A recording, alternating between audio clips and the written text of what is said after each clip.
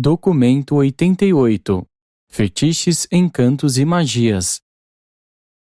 O conceito de um espírito entrando em um objeto inanimado, um animal ou um ser humano, é uma crença muito antiga e que mereceu muitas honras, tendo prevalecido desde os primórdios da evolução da religião.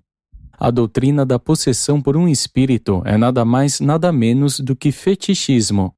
O selvagem não adora necessariamente o fetiche, adora e reverencia muito logicamente o espírito que reside nesse fetiche.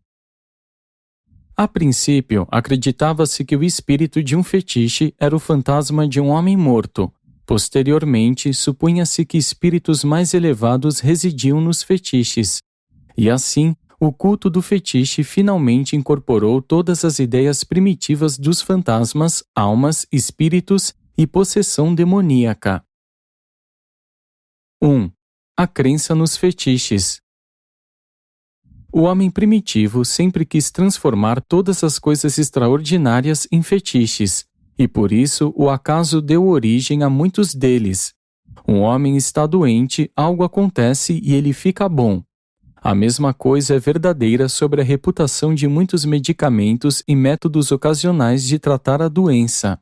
Os objetos ligados aos sonhos podiam ser convertidos em fetiches. Vulcões, mas não as montanhas, transformaram-se em fetiches, cometas, mas não estrelas. O homem primitivo considerava as estrelas cadentes e meteoros como indicativos da chegada na Terra de espíritos visitantes especiais. Os primeiros fetiches foram pedregulhos com marcas peculiares, e as pedras sagradas têm sido, desde então, buscadas pelo homem. Um colar de contas chegou a ser uma coleção de pedras sagradas, uma bateria de amuletos. Muitas tribos tinham pedras fetiches, mas poucas sobreviveram, como a caaba e a pedra de escone. O fogo e a água estavam também entre os fetiches primitivos, e a adoração do fogo, junto com a crença na água benta, ainda sobrevive. As árvores fetiches tiveram um desenvolvimento posterior e, em meio a algumas tribos, a persistência da adoração da natureza levou à crença em amuletos habitados por alguma espécie de espírito da natureza. Quando as plantas e frutas tornaram-se fetiches, elas transformaram-se em um tabu como alimento. A maçã esteve entre as primeiras a entrar para essa categoria. Nunca foi comida pelos povos do Levante. Se um animal comia a carne humana, ele tornava-se um fetiche. Dessa maneira, o cão tornou-se um animal sagrado para os persas. Se o fetiche é um animal e o fantasma reside permanentemente nele, então o fetichismo pode ter consequências para a reencarnação.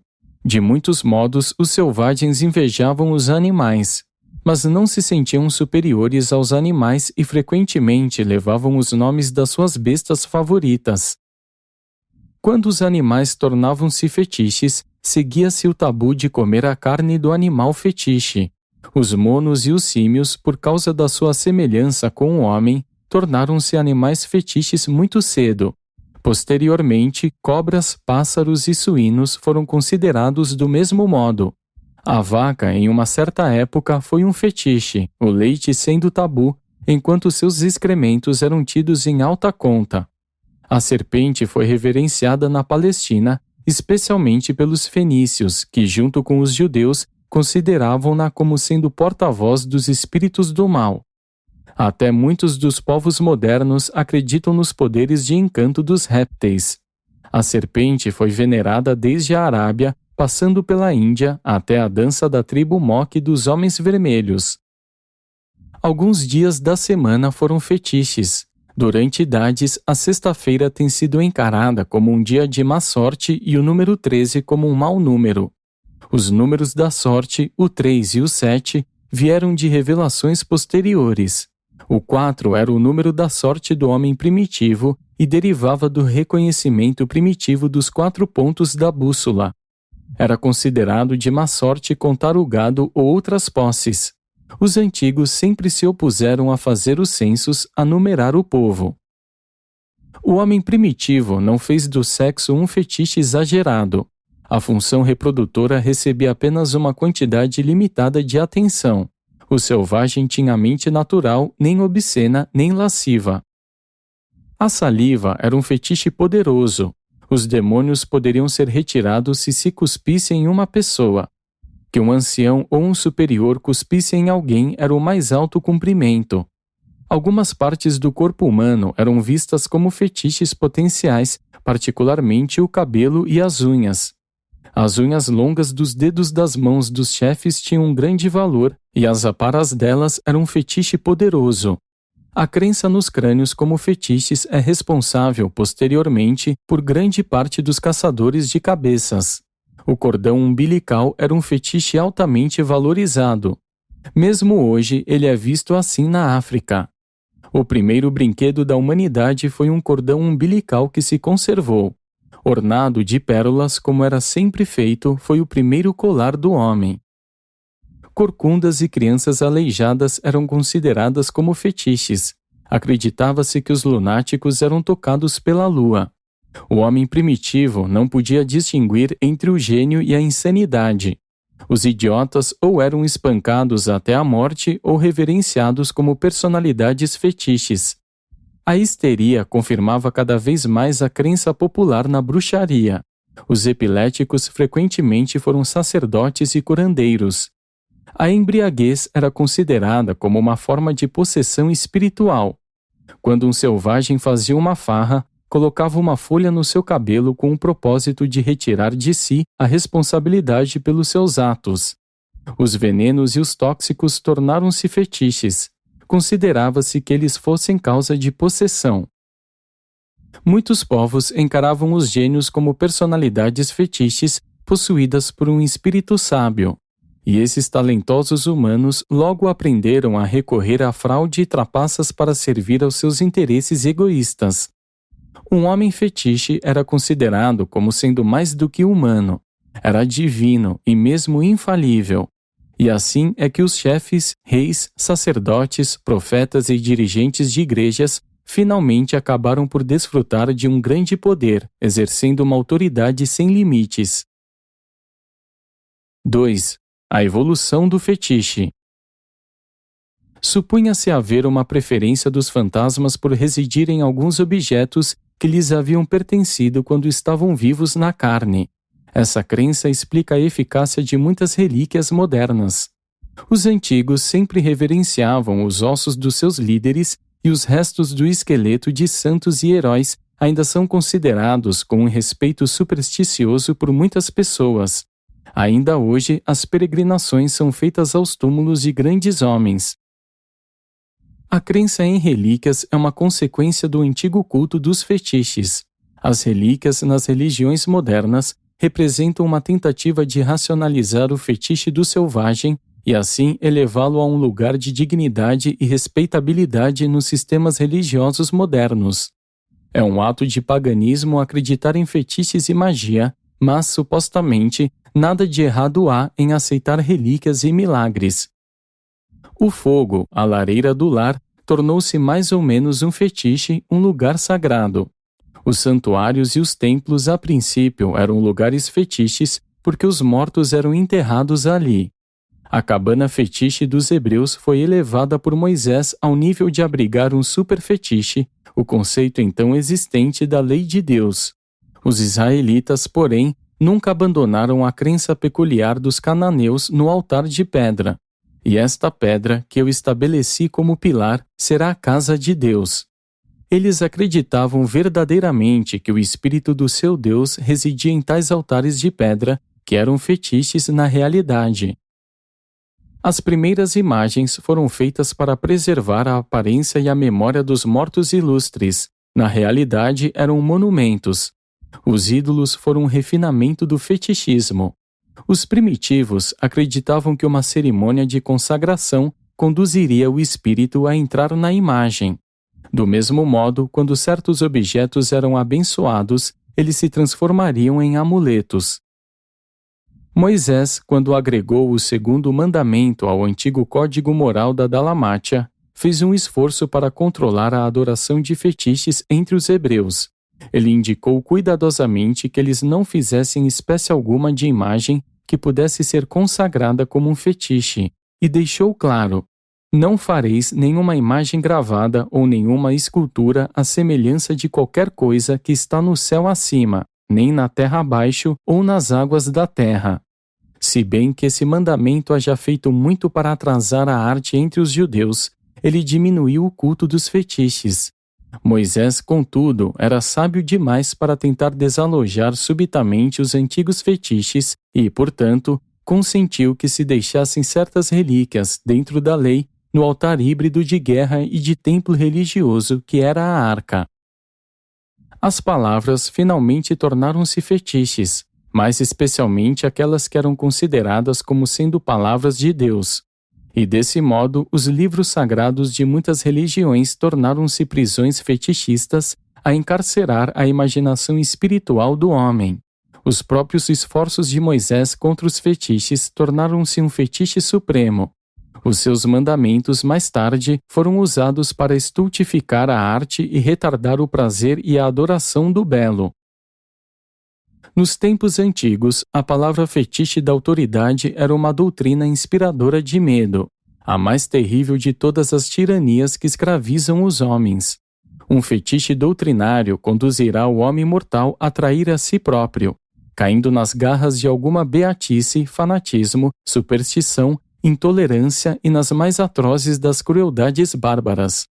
O respeito moderno pela sabedoria e a verdade não é senão uma fuga mais recente à tendência elaboradora de fetiches, levada aos níveis mais altos do pensar e do raciocinar.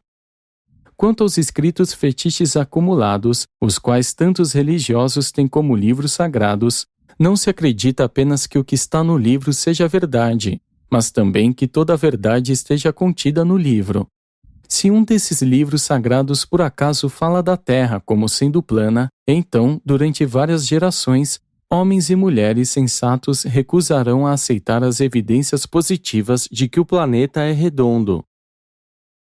A prática de abrir um desses livros sagrados e deixar que os olhos caiam sobre uma passagem que, se colocada em prática, pode determinar importantes decisões de vida ou projetos, nada mais é do que um completo fetichismo.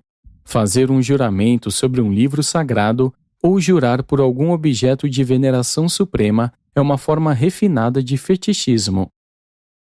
Todavia, de fato, foi um progresso evolucionário real avançar do temor fetichista das lascas de unhas do cacique selvagem para a adoração de uma esplêndida coleção de cartas, leis, lendas, alegorias, mitos, poemas e crônicas que refletem afinal a detalhada sabedoria moral de muitos séculos antes do momento e do evento da sua reunião como um livro sagrado.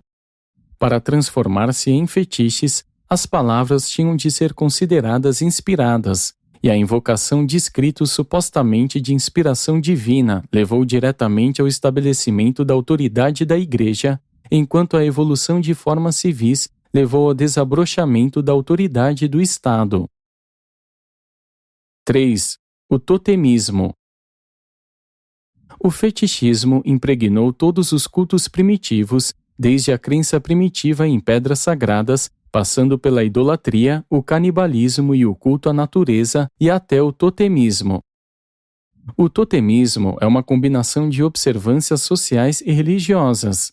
Originalmente, pensou-se que o respeito pelo animal totem de suposta origem biológica assegurava o suprimento de alimento. Totens eram ao mesmo tempo símbolos do grupo e do seu deus. Esse deus era o clã personificado. O totemismo foi uma fase de tentativa de socialização da religião, que, ao contrário, é pessoal. O totem finalmente evoluiu, transformando-se na bandeira ou no símbolo nacional dos vários povos modernos. Uma bolsa fetiche, uma bolsa de medicamentos, era uma sacola contendo um sortimento respeitável de artigos impregnados pelos fantasmas, e o curandeiro de outrora nunca permitia que a sua bolsa, o símbolo do seu poder, tocasse o chão. Os povos civilizados no século XX cuidam para que as suas bandeiras, emblemas da consciência nacional, do mesmo modo, nunca toquem o chão. As insígnias dos cargos sacerdotais e reais foram finalmente encaradas como fetiches, E o fetiche do Estado Supremo passou por muitos estágios de desenvolvimento, dos clãs para as tribos, de suzeranias e soberanias, de totens a bandeiras. Os reis fetiches têm reinado por direito divino, e assim muitas outras formas de governo têm prevalecido. Os homens também fizeram da democracia um fetiche, exaltação e adoração das ideias do homem comum coletivamente chamadas de opinião pública. A opinião de um homem, quando tomada isoladamente em si mesma, não é considerada como tendo muito valor, mas, quando muitos homens funcionam coletivamente como uma democracia, esse mesmo julgamento, ainda que medíocre, é tomado como sendo o árbitro da justiça e o padrão de retidão. 4. A magia. O homem civilizado enfrenta problemas do meio ambiente real mediante a sua ciência. O homem selvagem tentou resolver os problemas reais de um meio ambiente fantasma ilusório por meio da magia. A magia era a técnica de manipulação de um meio determinado ambiente espiritual, cujas maquinações explicavam constantemente o inexplicável. Era a arte de obter a cooperação espiritual voluntária e de forçar a ajuda espiritual involuntária por meio do uso de fetiches ou outros espíritos mais poderosos. Os objetivos da magia, feitiçaria e necromancia eram duplos. 1. Assegurar uma visão sobre o futuro. 2. Influenciar favoravelmente o meio ambiente. Os objetivos da ciência são idênticos aos da magia. A humanidade está progredindo da magia para a ciência, não por meio da meditação e do raciocínio, mas por intermédio de uma experiência longa, gradual e dolorosa. O homem avança gradativamente até a verdade, não sem recuos, começando pelo erro, progredindo no erro e finalmente alcançando o limiar da verdade. Apenas com o advento do método científico ele voltou o seu olhar para a frente. Contudo, o homem primitivo tinha de experimentar ou perecer. A fascinação da superstição primitiva foi mãe da curiosidade científica posterior. Havia uma emoção dinâmica progressiva, medo mais curiosidade nessas superstições primitivas. Havia uma força motriz progressiva na magia de outrora. Essas superstições representavam a emergência do desejo humano de conhecer e controlar o meio ambiente planetário. A magia ganhou forte domínio sobre o selvagem porque ele não podia compreender o conceito da morte natural. A ideia posterior de um pecado original em muito ajudou a enfraquecer a força da magia sobre a raça, porque ela explicava a morte natural. Numa certa época, não era de todo incomum que 10 pessoas inocentes fossem condenadas a morrer pela sua suposta responsabilidade por uma morte natural. Essa é uma razão pela qual as populações dos antigos não aumentavam mais depressa. E isso ainda é verdadeiro para algumas tribos africanas. O indivíduo acusado, em geral, confessava a culpa ainda que tivesse de enfrentar a morte. A magia é natural para um selvagem. Ele crê que um inimigo pode de fato ser morto pela prática da feitiçaria por meio de uma mecha do seu cabelo ou lascas das suas unhas. A fatalidade das mordidas de cobras era atribuída à magia do feiticeiro. A dificuldade de combater a magia vem do fato de que o medo pode matar. Os povos primitivos temiam tanto a magia que ela de fato matava. E tais resultados eram suficientes para consubstanciar essa crença errônea. No caso de fracasso, havia sempre alguma explicação plausível.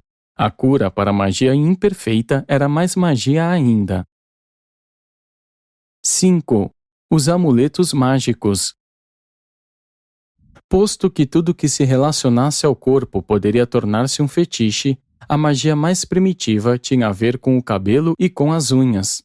O segredo que cercava as secreções corporais nasceu do temor de que um inimigo pudesse apossar-se de algo que se derivasse do corpo e empregar aquilo negativamente em uma magia. Toda a excreção do corpo era, portanto, cuidadosamente enterrada. Abstinha-se de cuspir em público, em vista do medo de que a saliva pudesse ser usada na magia deletéria. O cuspe era sempre coberto.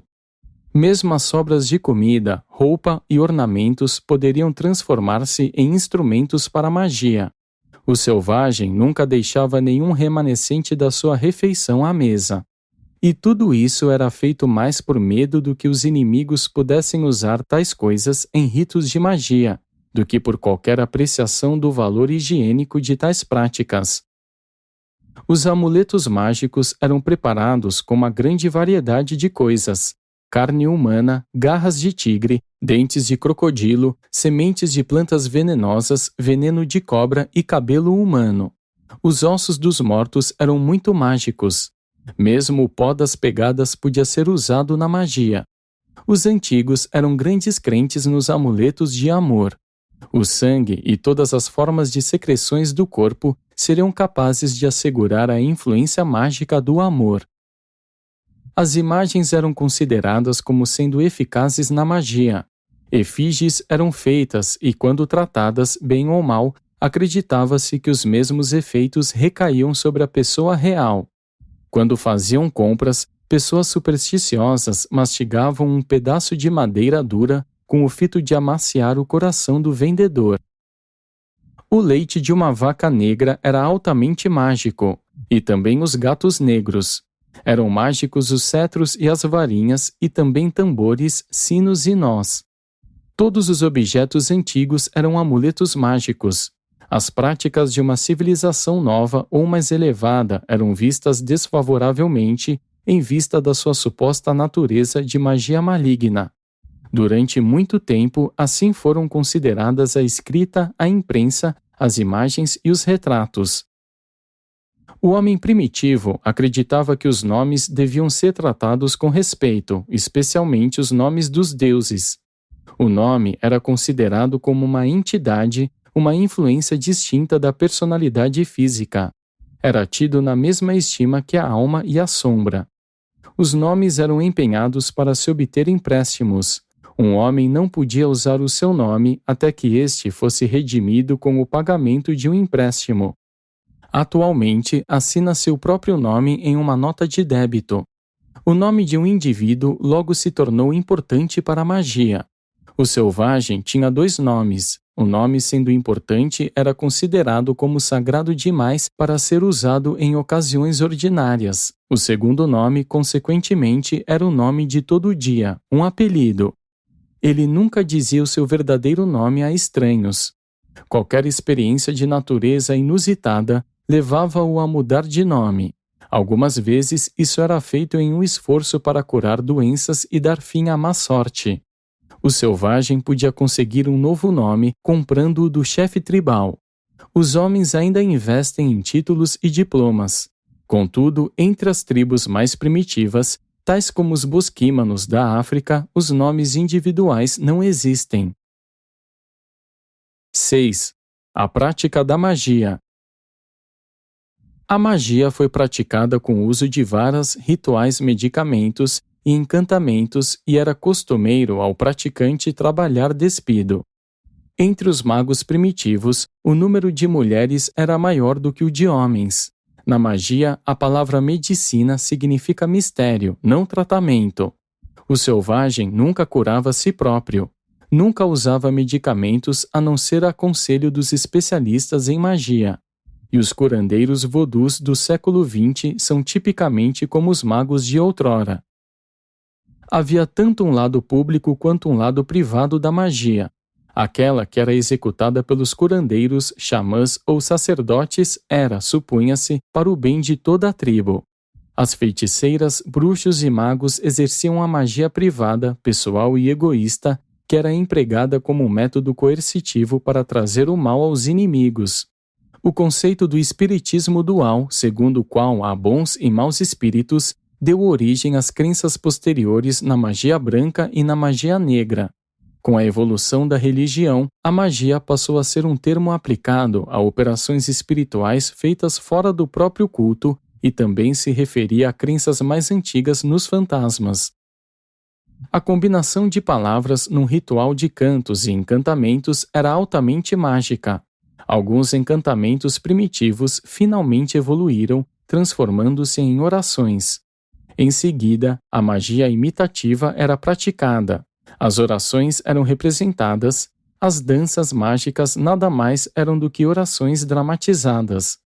A prece gradualmente substituiu a magia como associada ao sacrifício. A expressão gestual, sendo mais antiga do que a fala, era mais santa e mágica, e creditava-se à mímica um forte poder mágico. Os homens vermelhos frequentemente encenavam uma dança de búfalos, na qual um deles faria o papel de um búfalo, o qual, ao ser capturado, asseguraria o êxito da caçada que viria.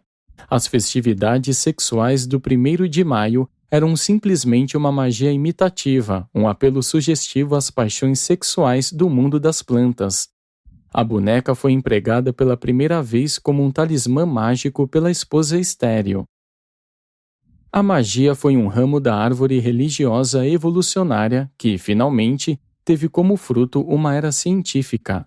A crença na astrologia levou ao desenvolvimento da astronomia. A crença em uma pedra filosofal levou à mestria com os metais, enquanto a crença em números mágicos fundamentou a ciência da matemática. No entanto, um mundo tão repleto de encantamentos muito fez para destruir toda a ambição e iniciativa pessoal. Os frutos do trabalho extra ou da diligência eram vistos como se fossem mágicos. Se um homem tinha mais grãos no seu campo do que o seu vizinho, ele podia ser levado diante do cacique e acusado de haver atraído esses grãos a mais do campo do vizinho indolente. De fato, nos dias da barbárie, era perigoso saber muito. Havia sempre uma possibilidade de ser executado como um mago negro. Gradualmente, a ciência está retirando da vida o elemento de risco. Todavia, se os métodos modernos de educação falharem, haverá quase imediatamente uma reversão de volta às crenças primitivas na magia. Essas superstições ainda perambulam pelas mentes de muitos dos chamados povos civilizados. Os idiomas contêm muitas expressões fossilizadas, palavras que atestam que a raça desde muito tempo tem estado imersa na superstição da magia, tais como enfeitiçado, de má estrela, possessão, inspiração, tirar o espírito, ingenuidade, êxtase, pasmo e assombrado. E seres humanos inteligentes ainda acreditam em boa sorte, mal olhado e astrologia. A magia antiga foi o casulo da ciência moderna, indispensável na sua época. No entanto, agora em nada mais é útil. E assim os fantasmas da superstição ignorante agitaram as mentes primitivas dos homens até que os conceitos da ciência pudessem nascer. Hoje, Urântia está no alvorecer da evolução intelectual. Metade do mundo está tentando avidamente alcançar a luz da verdade e os fatos das descobertas científicas, enquanto a outra metade está languidamente jogada nos braços da superstição antiga e de uma magia disfarçada apenas de um modo tênue. Apresentado por um brilhante estrela vespertino de Nébadon.